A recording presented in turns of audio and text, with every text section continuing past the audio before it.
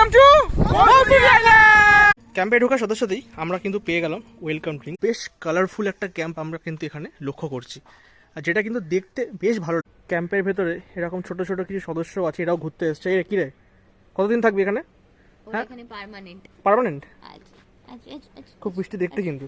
এ দেখো আঙ্গুল পুরো নখ দিয়ে আমাকে ধরে রেখেছে।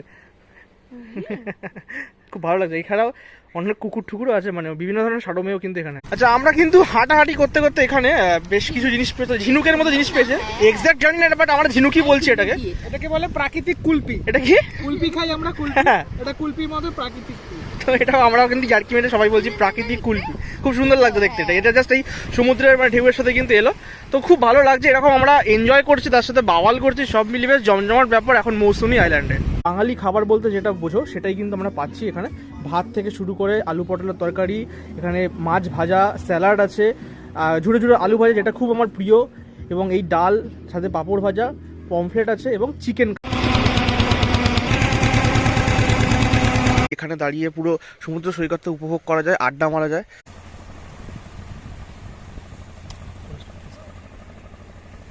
কি বক্তব্য বল? জীবন জীবাঙ্গ। ডিমটা কেমন? কোন আলাদা টেস্ট আছে এখানে ডিমের? হ্যাঁ, এখানে কুসুম আছে ডিমের।